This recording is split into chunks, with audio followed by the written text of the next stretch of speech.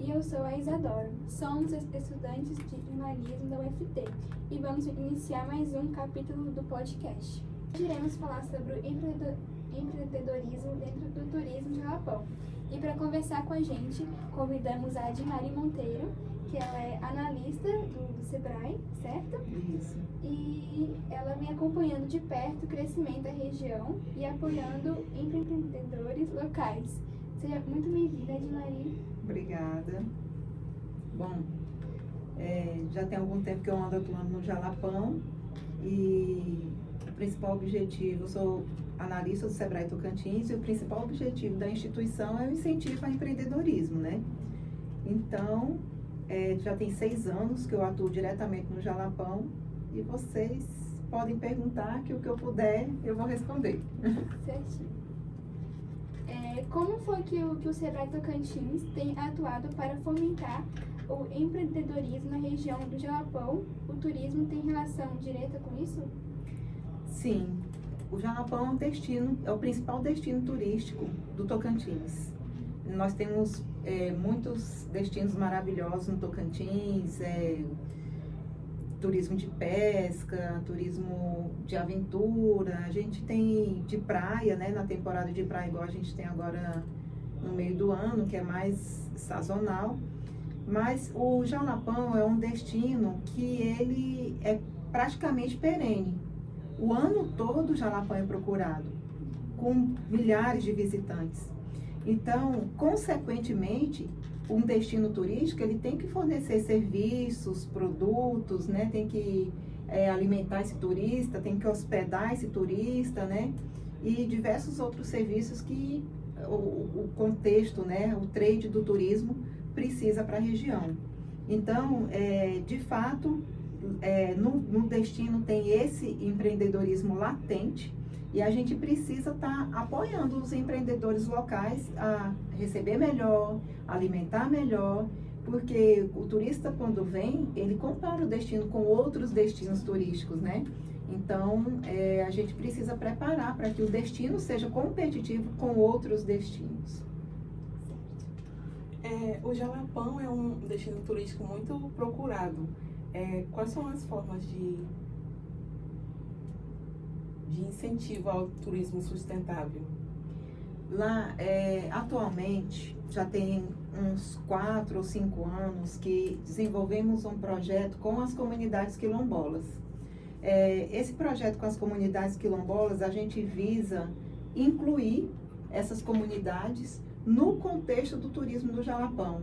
Nosso objetivo é fazer com que os povos locais sejam protagonistas do turismo, porque um destino, ele não é composto somente pelos atrativos naturais. Ele é constituído também pelos seus povos, por sua cultura, por sua diversidade, né? Por todo aquele ambiente, né? Porque até o próprio turista, ele cansa de ficar só saindo de um fervedor e entrando em outros, né? E nos últimos anos a gente tem desenvolvido algumas experiências turísticas nas comunidades quilombolas, né, como a viola de buriti, a contação de história, né, um café com rapadura, uma degustação, né, de algum prato típico local. Então são experiências que vai além, né, dos atrativos naturais e que também a gente procura com isso ter a sustentabilidade ambiental, porque são coisas que impactam positivamente no meio ambiente. E também o impacto econômico para essas pessoas, econômico e social, né? De inclusão mesmo, inclusão social, inclusão produtiva, dessas pessoas que moram lá. Além disso, dentro desse contexto de apoio às comunidades quilombolas, que é até um projeto que a gente desenvolve junto com a Energisa, que é um parceiro nosso lá nessa ação com as comunidades, a gente busca também ter ações de preservação do capim-dourado. E além dessa questão da preservação, que esse capim-dourado sejam convertidos para as comunidades locais, que não seja vendido de forma clandestina para fora. Por quê? Porque as comunidades locais, as comunidades quilombolas, sobrevivem do artesanato do capim-dourado.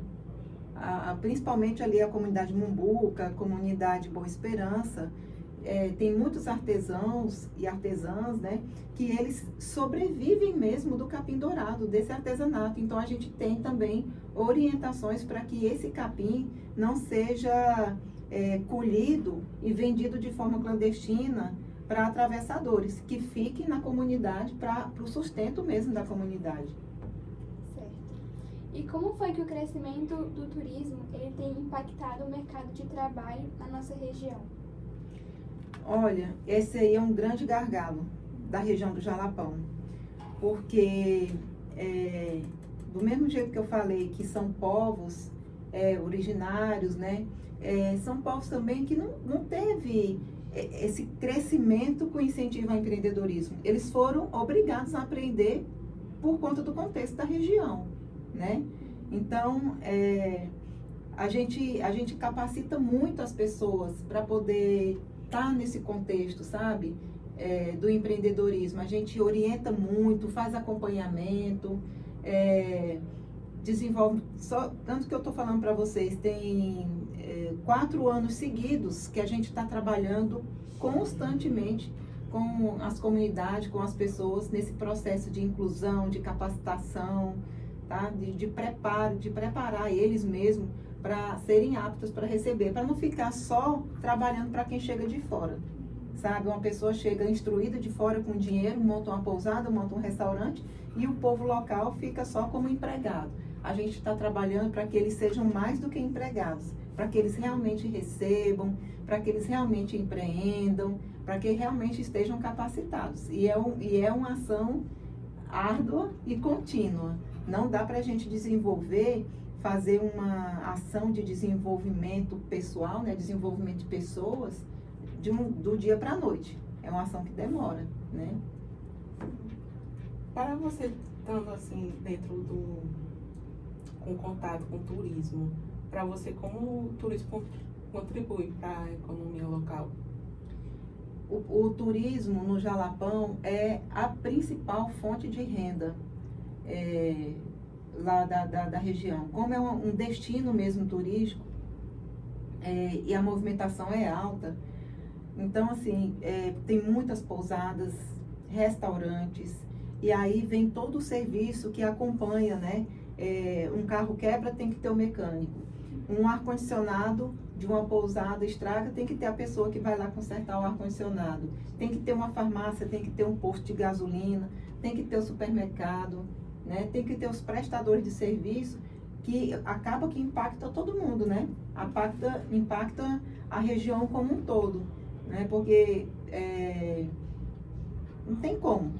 Pela quantidade de visitação e pela promoção do destino, que também é feita pelo governo do estado, pelo SEBRAE, né? O destino ele é promovido e pelas próprias agências, né, que operam lá no destino. O destino é promovido constantemente. Então, o empreendedorismo, ele está ali, nem que seja porque a gente tem duas formas que a gente analisa o empreendedorismo, por necessidade ou por oportunidade, né? Então, lá no Jalapão, muitas pessoas acabam empreendendo, além da necessidade, também por oportunidade, porque tá ali, a pessoa está batendo na porta, você tem comida para vender, sabe? Você tem lugar para dormir, né? Assim, é por oportunidade mesmo de chegar e falar assim, eu estou precisando do seu serviço, me ofereça o seu serviço, né? Então, de toda forma, um grande incentivo o turismo, né? Um grande incentivo para que as pessoas empreendam lá na região. Sim, certo. E quais são os principais desafios que o setor de turismo enfrenta atualmente no estado do Tocantins? Mão de obra é um grande desafio. A mão de obra é um grande desafio porque, além de ter poucas pessoas para trabalhar mesmo, né? Ainda tem muitas pessoas que não têm interesse, sabe, de se capacitar, sabe? Simplesmente não tem interesse mesmo. Não adianta você insistir, sabe? Então, a questão da mão de obra é um grande gargalo. E eu vou falar para vocês uma coisa que eu costumo muito falar lá na região. O Jalapão, é um destino turístico que compete com outros destinos. Então, os empreendedores locais precisam ter a consciência que eles não competem entre si. Eles competem com outros destinos. Então, a gente precisa ter um olhar de que o serviço e o produto que eu ofereço vai além da comparação com o vizinho, tá? Então, muitas vezes, nós mesmos do Sebrae promovemos missões técnicas. Essas missões são para quê? Para visitar outros destinos, para as pessoas ir lá e ver como é que eles estão hospedando, ver como é que eles estão alimentando, né? Que serviço está sendo oferecido naqueles destinos, para poder estar melhorando. Porque um grande gargalo é esse senso, sabe? De localização, sabe? Eu nem sei se é essa palavra, mas é essa questão de ver que não existe uma competição interna, sabe? Na verdade, o que deve existir é uma colaboração interna e a competição é externa, porque o turista, quando ele vai decidir se ele vai visitar o destino, ele vai comparar com outros destinos. Ele vai comparar acesso com outros destinos, ele vai comparar hospedagem com outros destinos, ele vai comparar alimentação com outros destinos. Tudo ele compara, né? Então, esse contexto aí da concorrência interna, da falta de mão de obra e também de muita gente se interessar em se capacitar. Por mais que a gente saiba que é óbvio que precisa se capacitar, é tão óbvio, né, a necessidade de capacitação, mas tem uma resistência tão grande, sabe, assim, de se capacitar, de se especializar, sabe, tem uma resistência bem grande mesmo. Esses são, eu vejo assim, como grandes desafios para o turismo. De que forma o turismo pode se tornar uma preservação da cultura e como tem sido feito isso? Pronto, agora colocou outro desafio na mesa. Porque uma outra coisa que eu já falei antes aqui na nossa fala é que a gente está fazendo uma provocação para que o destino não seja composto só de atrativos naturais. Para isso, a gente precisa incentivar pessoas que mostrem a cultura, sabe? Que queira contar uma história, que queira apresentar uma dança, né? Aqui no estado do Tocantins, a gente, por exemplo, tem a dança da Sussa, né? A gente tem aquelas folias de reis, né? Que também faz parte da cultura local. No Jalapão, que faz parte da cultura, tem o artesanato do capim dourado, artesanato em Buriti. Tem a questão da alimentação também, que faz parte da cultura. A viola de Buriti também, o toque da viola de Buriti, a contação de histórias, de como eles foram parar ali, como é que eles viviam, como é que o progresso tem chegado na região, né? Então, a gente está incentivando, né? Incentivando as pessoas a mostrar sua cultura, porque isso também se vende, sabe? Só para vocês terem ideia, de uns 2 anos para cá, começou essa contação de história lá, na comunidade Mumbuca. Gente, o turista sai encantado, ele chora, ele se emociona, ele se arrepia, ele compra mais artesanato, sabe? Porque a partir do momento que ele entende o contexto daquilo ali, ele se sensibiliza, né?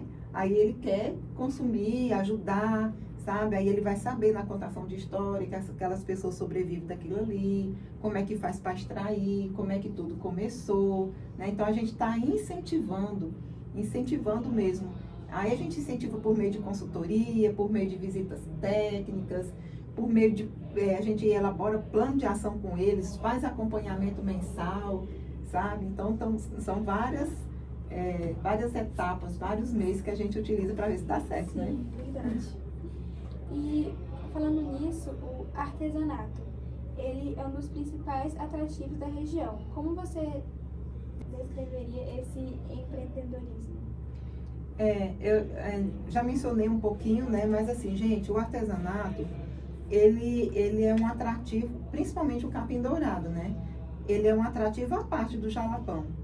porque aquele brilho natural do capim, um brilho dourado, sabe? Uma palha que parece ouro, gente, sabe? É assim, uma coisa surreal, uma coisa... O jalapão já é surreal, né? Porque fervedouros, aquela água que sai jorrando com aquela força toda da terra, né? Aquilo lá já é uma coisa encantadora. E o artesanato, ele já é um atrativo à parte, né? E tem todo um contexto para que exista o artesanato de capim dourado. Tem um contexto de manejo desse capim dourado, um manejo até de queimadas, um fogo amigo, né? Tem até o órgão que faz o controle disso, que é do governo do estado, Naturatins, que faz todo o controle, todo o manejo, para que aquelas comunidades tenham acesso a esse capim dourado, né? Então, o capim dourado, ele caminha junto com o contexto do turismo no Jalapão, porque começou lá, o artesanato de capim dourado. Hoje tem outros lugares, mas começou lá. Lá é o berço mesmo do artesanato do capim dourado. A referência do capim dourado é o Jalapão, né? Então, e isso aí traz renda para muita gente, isso aí movimenta muitas famílias, como eu já até mencionei, sustenta mesmo as famílias. Lá na prática, gente, a associação que as pessoas vendem por meio da associação, na prática, tem acertos semanais com as pessoas. Olha, da semana passada para cá, vendeu tanto, tá aqui a sua parte. A pessoa vai lá, sai de lá, o artesão vai comprar mantimento para sua casa, entendeu? Para se manter mesmo. Uma renda, né? É uma renda mesmo, tá? Que mantém famílias, né? Então, realmente é espetacular a questão do capim dourado no Jalapão, sustenta muita gente, atrai turista, sabe? De fora, atrai turista, atrai designers, sabe? De moda, entendeu? Design de moda, design de artesanato, design de adornos, né? Para casas, né? Sim. Então, atrai mesmo, muitos olhares. Quais tendências globais o Sebrae acredita que podem ser aplicadas no Jalapão? É uma pergunta difícil. Mas foi o que eu falei, né? A gente precisa observar muito o comportamento do consumidor, né? Existe uma tendência da gente estar fazendo bastante a inclusão social. A gente não pode pensar num destino sem acessibilidade. A gente não pode pensar num destino que não é sustentável. A gente não pode pensar num destino que não dê acesso às pessoas de diferentes raças, etnias, diferentes escolhas. A gente precisa pensar num destino acolhedor. A gente precisa pensar num destino que todos que vão lá saiam satisfeitos. Todos que vão lá sejam bem recebidos, independente de escolhas pessoais, né? Então, isso é a questão da inclusão, né? Da inclusão social, né? Do acolhimento, sabe? Do visitante. Isso aí é muito importante. E a gente tem também um documento que é norteador para as nossas ações, que são os 17 Objetivos do Desenvolvimento, né? Que é desenvolvimento sustentável, que são os 17 Objetivos de Desenvolvimento Sustentável, que a gente chama de 17 ODS, né? Então, é um documento que nos norteia também até para propor ações para a região. Quando a gente pensa em ações para a região, até para fazer parceria, os próprios parceiros, eles querem que a gente contemple os Objetivos de Desenvolvimento Sustentável nas propostas de ações. Então, a gente pensa ali também na erradicação da miséria, na inclusão social, na inclusão produtiva, né, no desenvolvimento econômico, social e ambiental. Então, os objetivos ali a gente leva em consideração no desenvolvimento de ações lá da região, que é a grande tendência, né, global e que nos norteia, que é os 17 Objetivos da ODS. E em questão da gastronomia do Jalapão, o que você diria pra gente? Se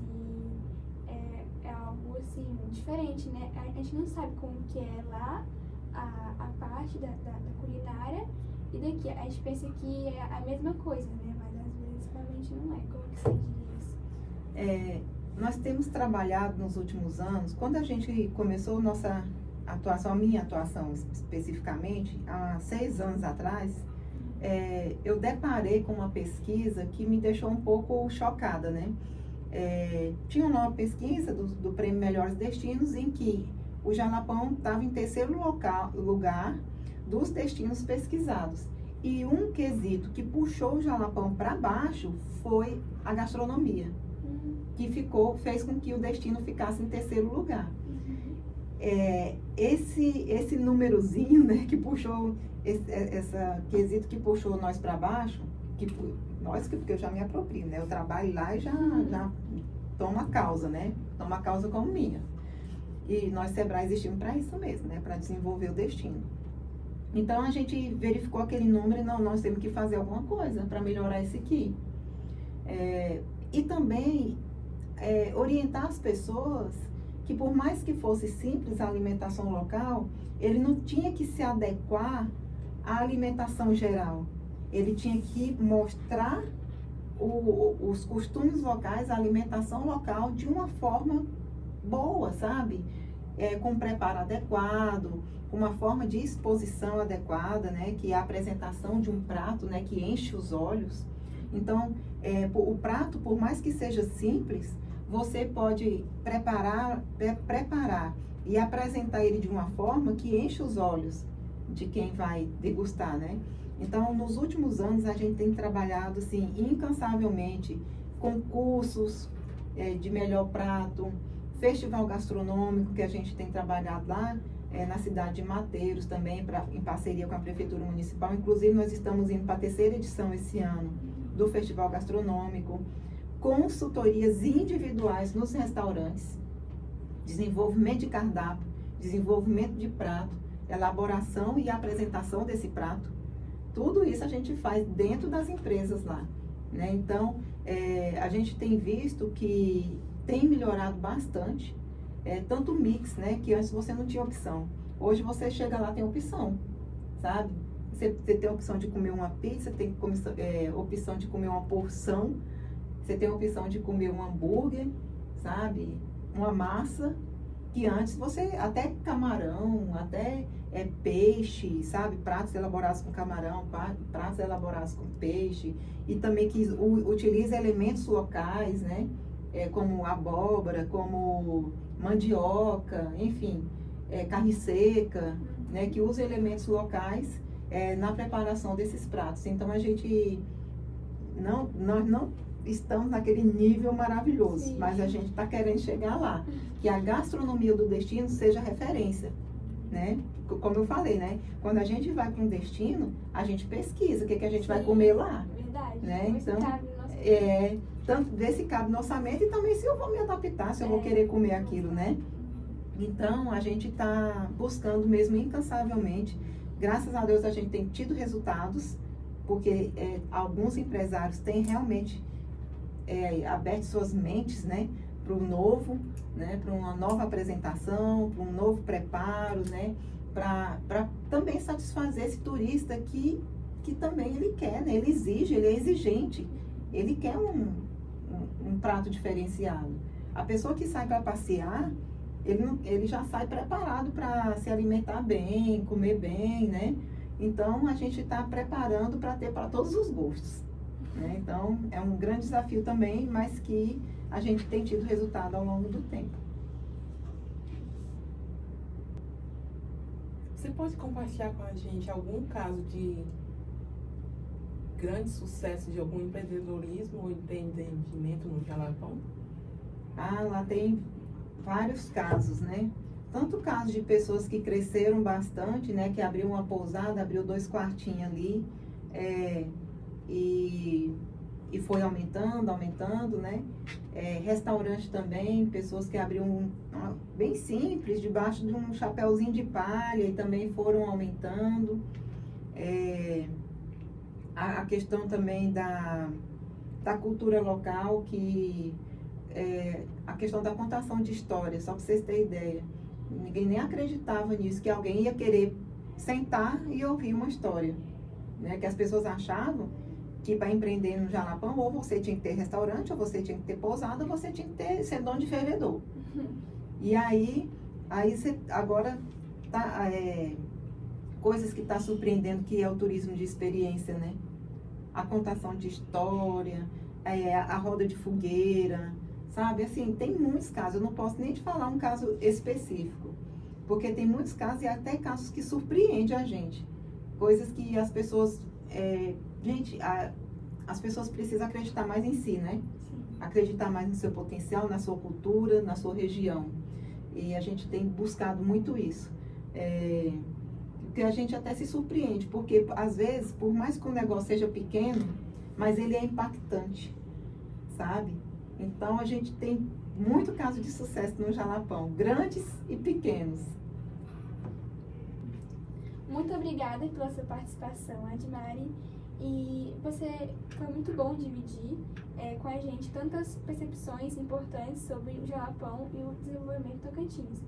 Você tem mais algumas considerações finais a dizer?